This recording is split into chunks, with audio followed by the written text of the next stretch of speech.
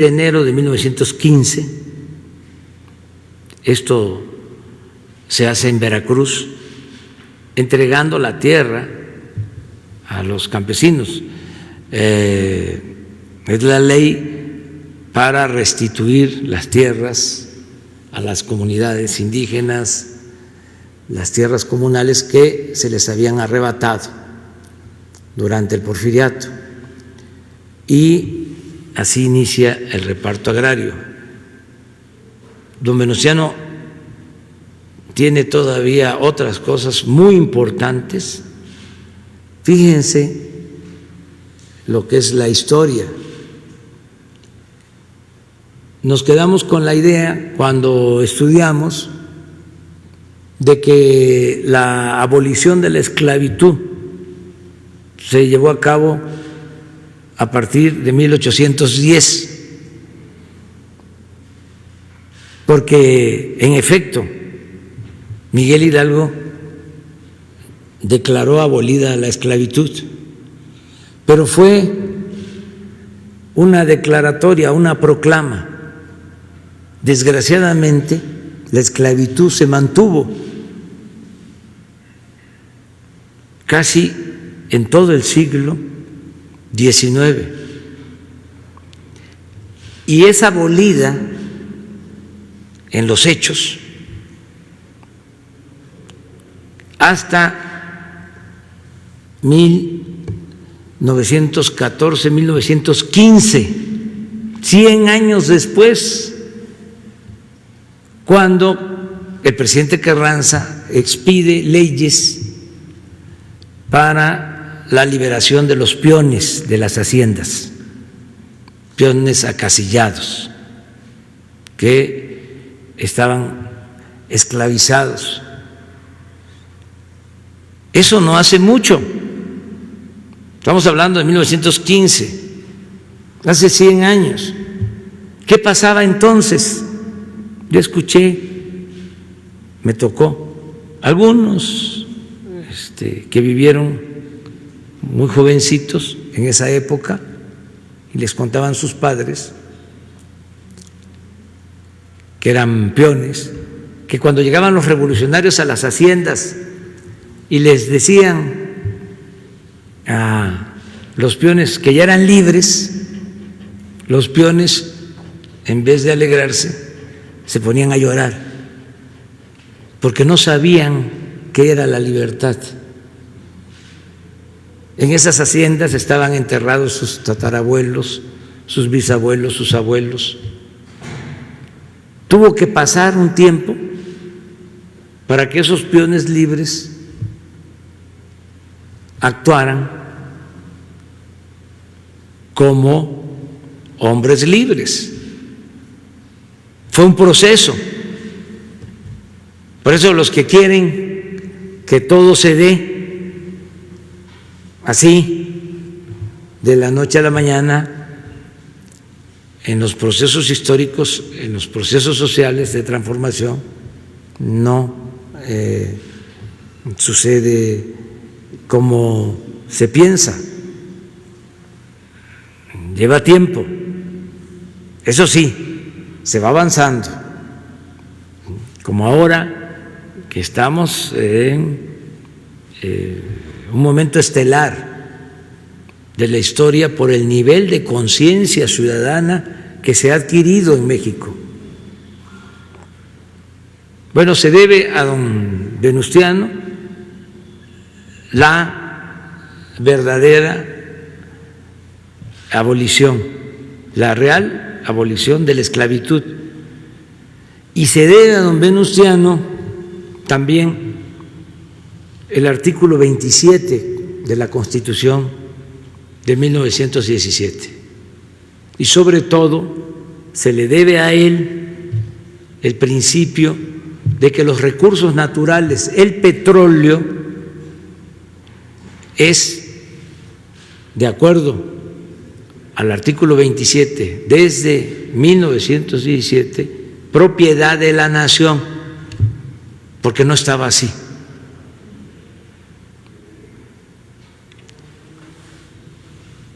La mayor protesta cuando se aprueba la Constitución en Querétaro, se da por ese artículo y en lo referente al principio de dominio de la nación sobre los bienes naturales y en particular sobre el petróleo. Las empresas petroleras de entonces, las empresas extranjeras, protestaron, hubo protesta de los gobiernos, hubo protesta del gobierno estadounidense, del Departamento de Estado, y nunca aceptaron el artículo 27. Luego, por las mismas confrontaciones políticas, en un proceso electoral, él apoyaba a Bonilla, estaba muy fuerte el general Obregón,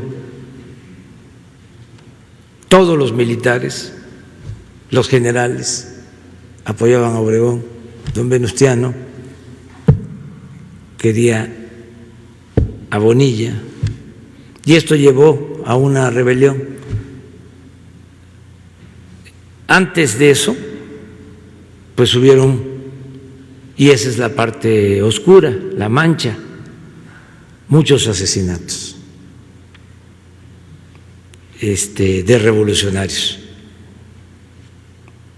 El 10 de abril de 1919, por eso el año pasado fue el año del general Zapata, fue asesinado en Chinameca Emiliano Zapata. Entonces, antes también otros, los que habían participado en el asesinato de Francisco I. Madero, unos se fueron al exilio. Bueno, el caso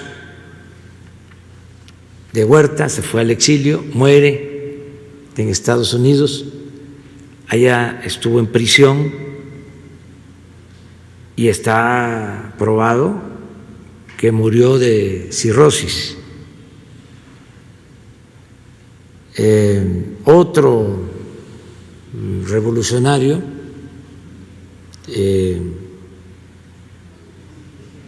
Orozco, que estuvo en la batalla de Ciudad Juárez, de Chihuahua, también fue asesinado,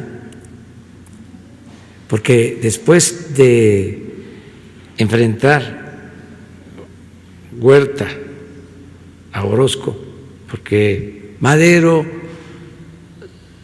se entrega a los brazos de los militares ya en la desesperación, cuando se produjo una crisis, confía en Huerta, porque era un hombre bueno, Madero, y manda, porque estaba levantado en armas Orozco en Chihuahua, manda a combatirlo y se enfrenta Huerta con Orozco, Huerta defendiendo al Madero. Luego que Huerta asesina a Madero, se alían Huerta y Orozco.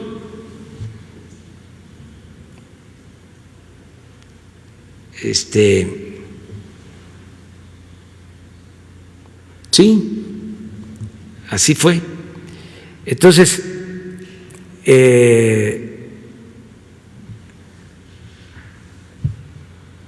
y Orozco es asesinado también en la frontera,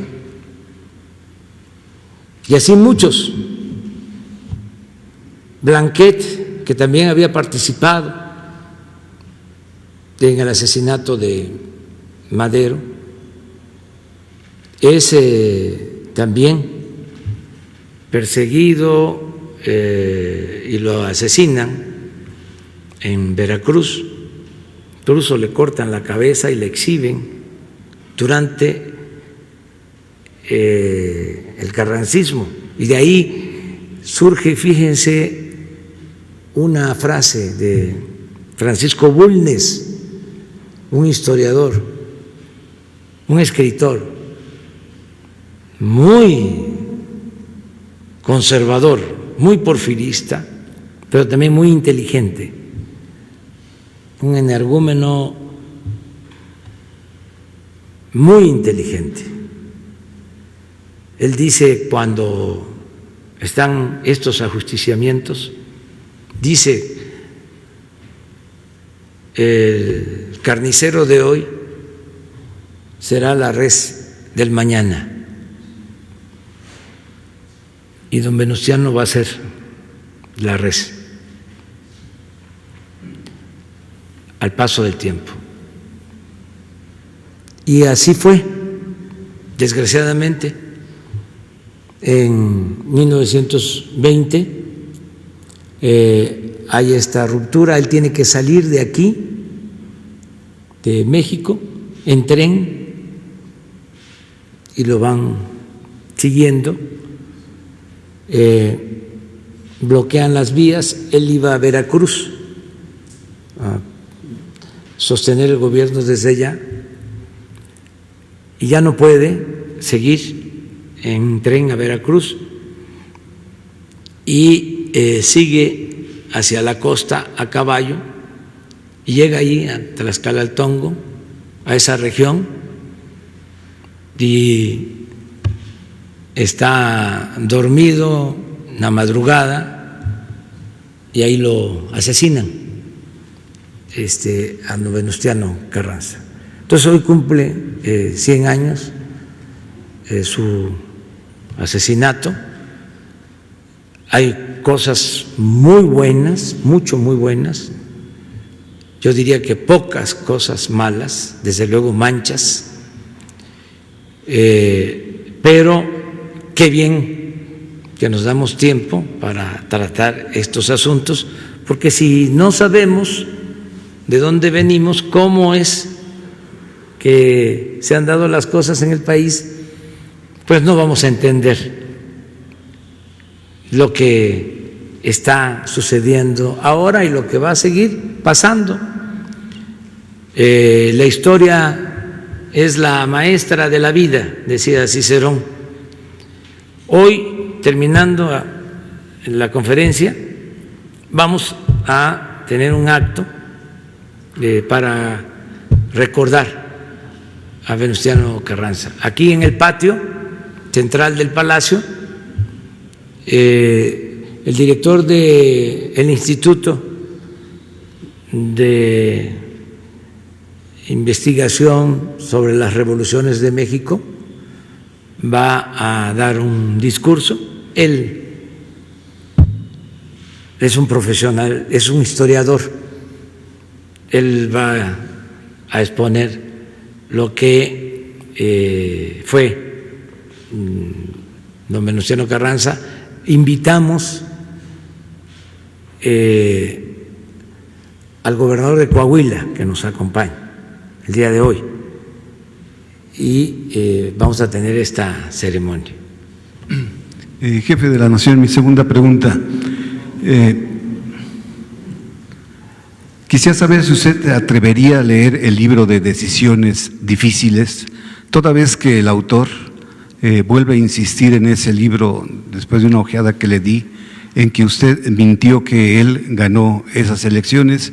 Cabe señalar que ese autor fue secretario de Energía y en ese ojeo que hice a ese libro me llamó la atención el tema de seguridad, en donde escuetamente toma la decisión de designar a Genaro García Luna por el expertise, según él dice que tiene Genaro García Luna, pero nunca da a conocer o información por qué se le murieron 2 secretarios de Gobernación y un zar antidrogas.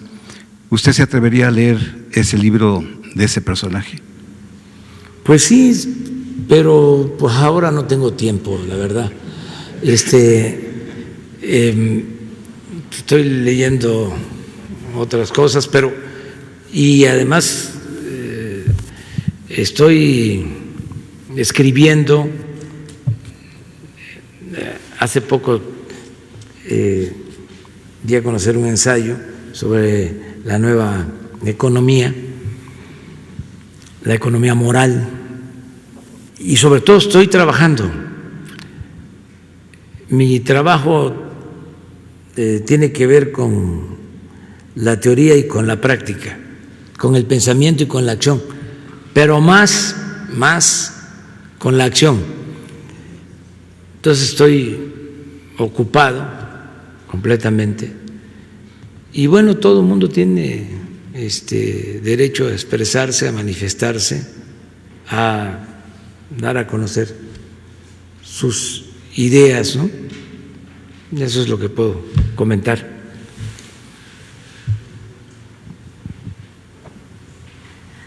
Buenos días, señor presidente. Berenice Telles, del Diario Nacional 1+1.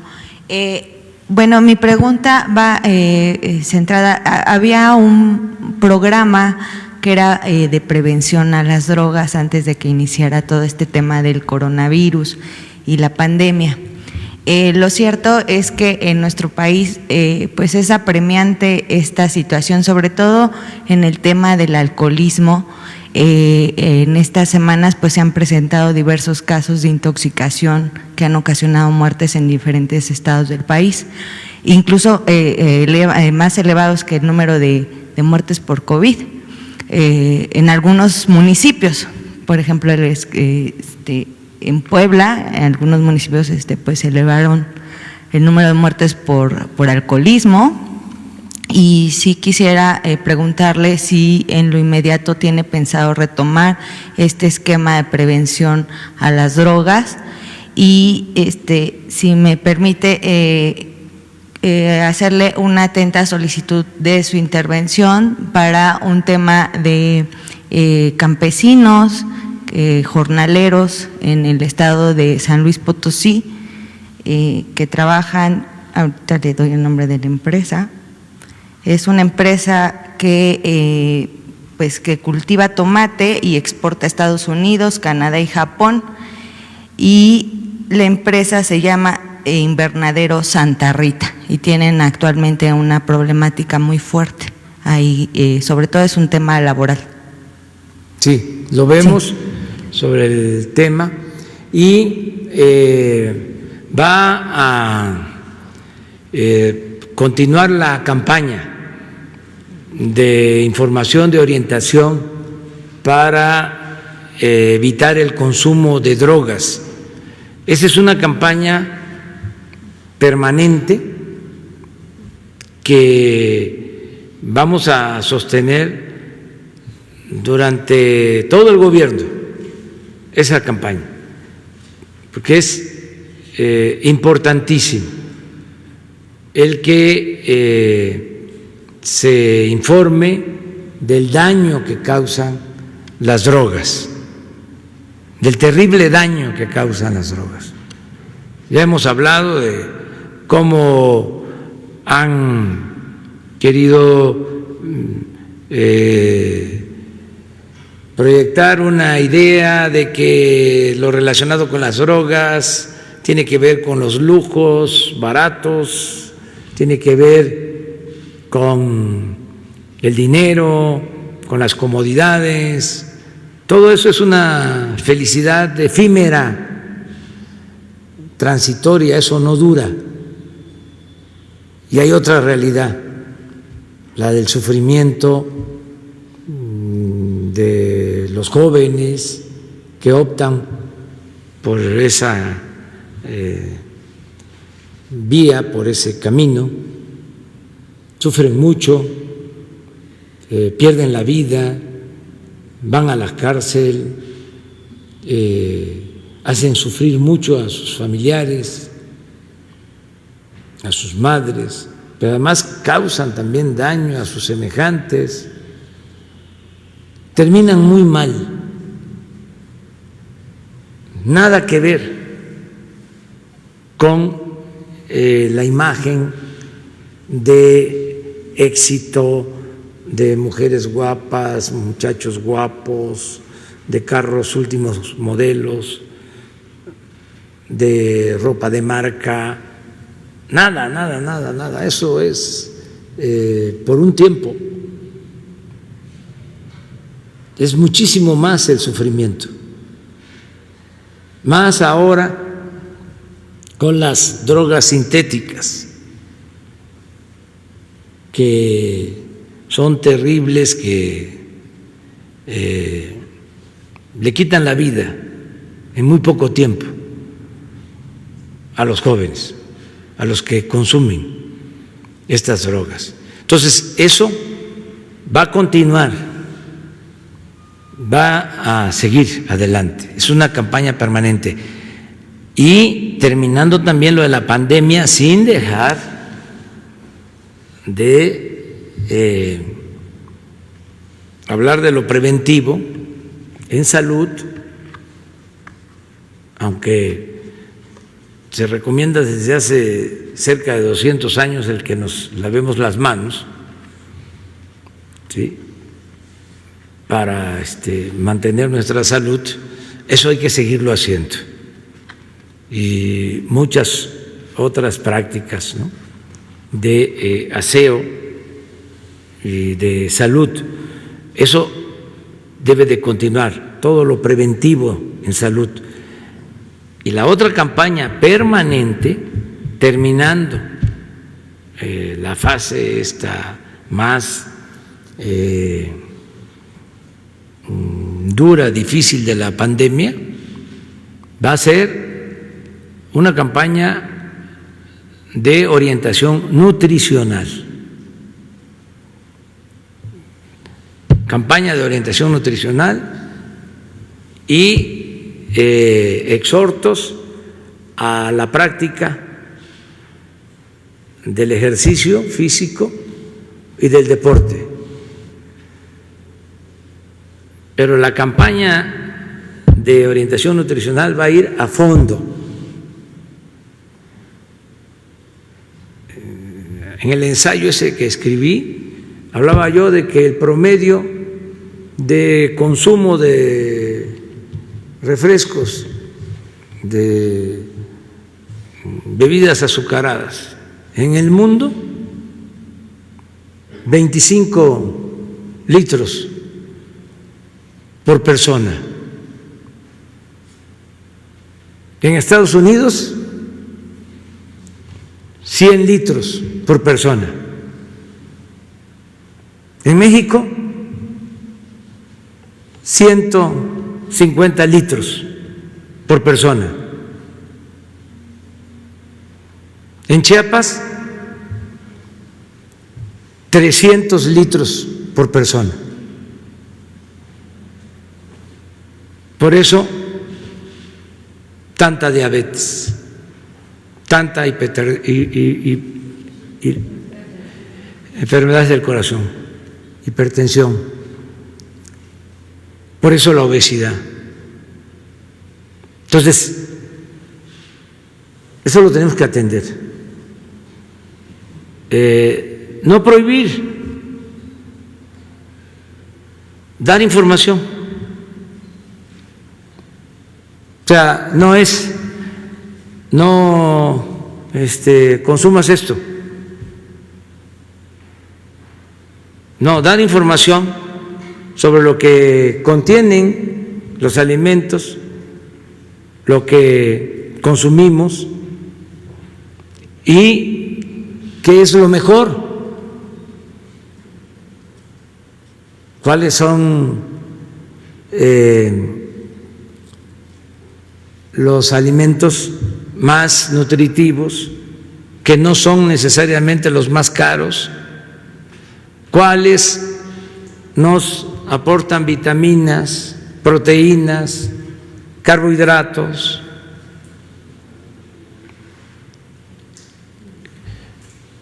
Y lo que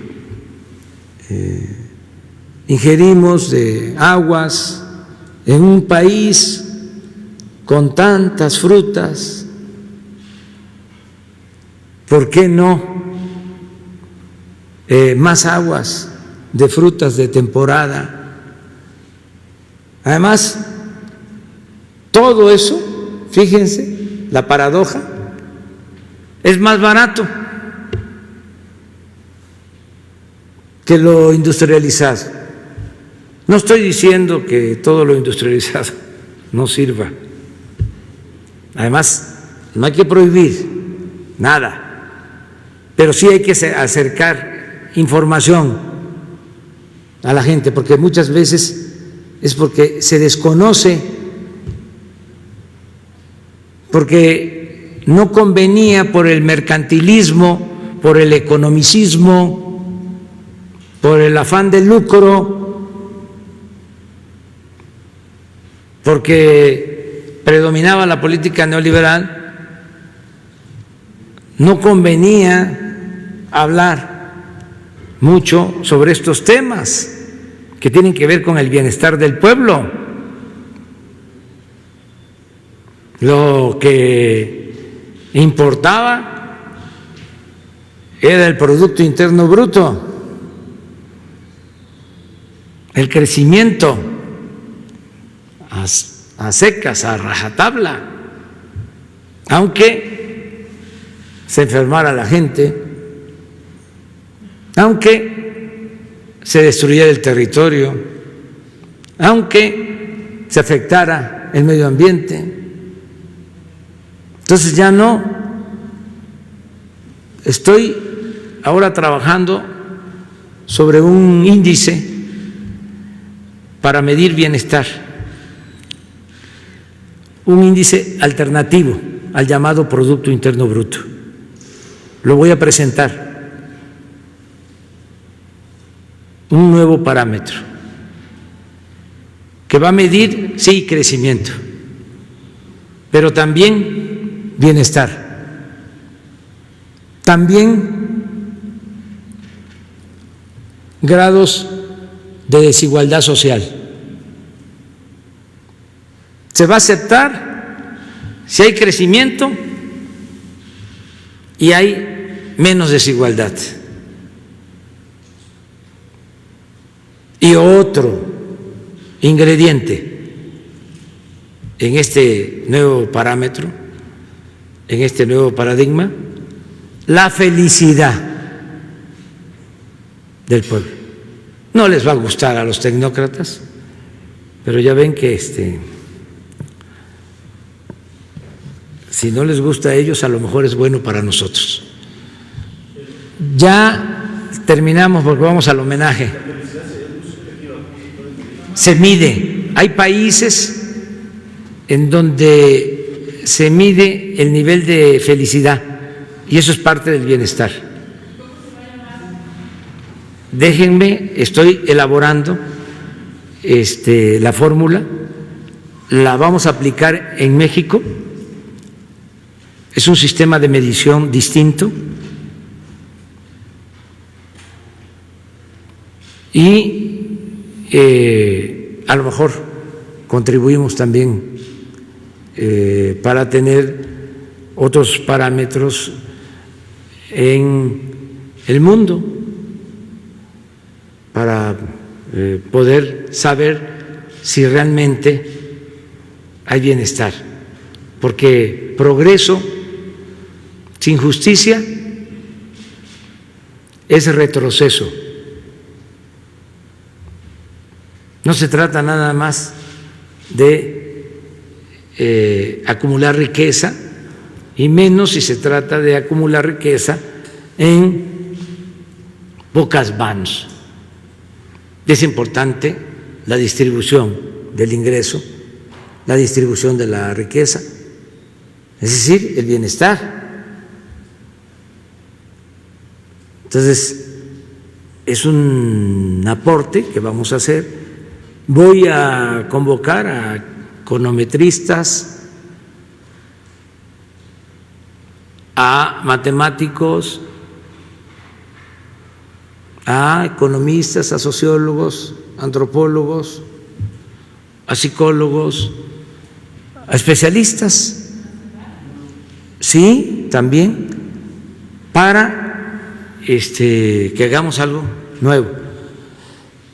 Yo voy a hacer el planteamiento, como se dice en los modelos de investigación, el planteamiento del problema. Te voy a plantear la hipótesis y vamos a desarrollar algo nuevo, un aporte interesante, pensando en el regreso a la nueva normalidad. No podemos seguir midiendo de la misma manera. Lo estamos viendo, pero sí es algo distinto, nos va a ayudar. Ahora que escribí el ensayo, demostré cómo, fíjense, en el periodo de Salinas fue cuando más se entregaron bienes, ¿no?, a particulares, bienes del pueblo y de la nación. Fue un traslado de empresas, bancos, ¿no?, que eran del sector público al sector privado, como nunca. En un año, además, cumpliendo toda la formalidad, pero desde luego simulando, porque se hacían subastas. En un año entregaron todos los bancos a particulares y se hacían subastas. Pero cuando estudié esto, me metí a ver, dejaron un libro que le llamaron, o se llama, yo no sé si todavía existe, si no lo han retirado, se llamaba o se llama el libro blanco, imagínense. Ni la burla perdona. Y me metí a leer el libro a detalle. Y ahí me encontré, porque para ellos era una cosa normal,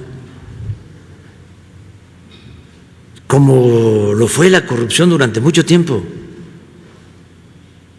Se veía como algo normal, era un tonto el que no robaba. Entonces se llegó a un nivel de enajenación en que no se cuidaba nada, ni las formas.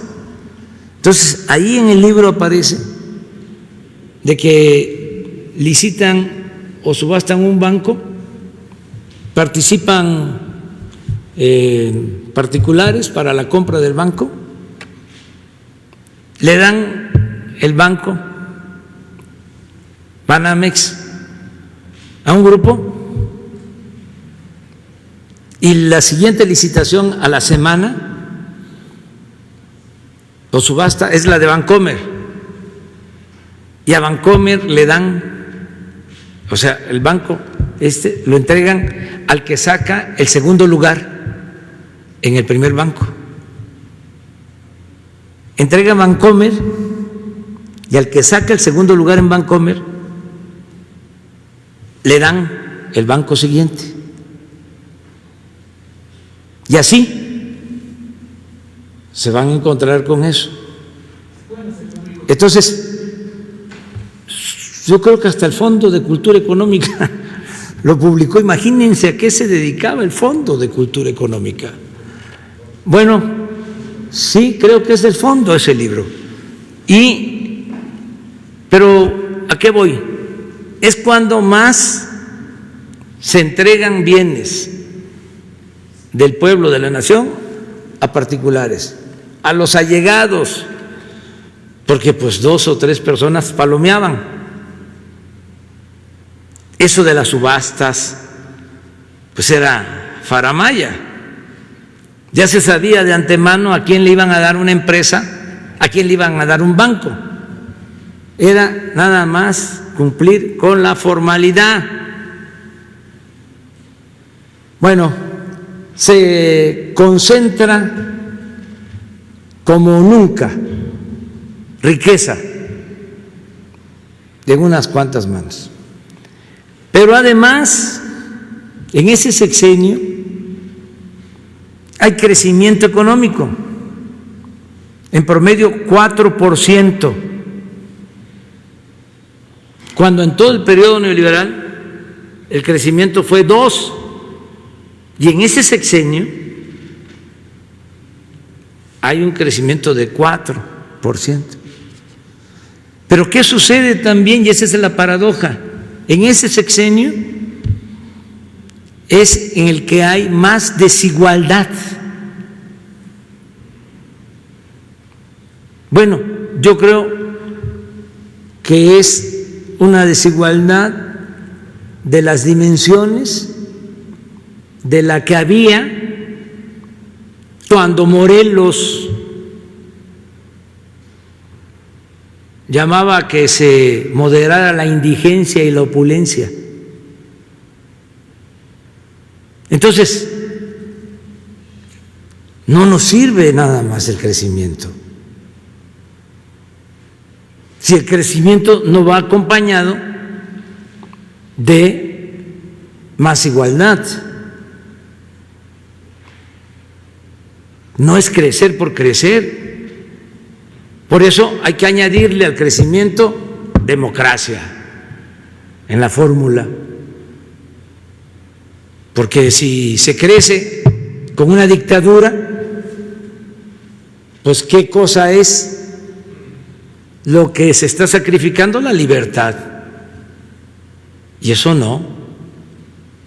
Tiene que haber crecimiento con honestidad, crecimiento con austeridad, crecimiento con bienestar, crecimiento con cultura, crecimiento con felicidad. Y eso antes se llamaba desarrollo, no se usaba mucho en la economía el término crecimiento, se usaba más desarrollo, porque tenía una connotación más amplia, tenía que ver con el bienestar, tenía que ver con la educación, tenía que ver con la salud, no solo el Producto Interno Bruto. Por eso vamos a aportar. Muchas gracias, nos vemos mañana.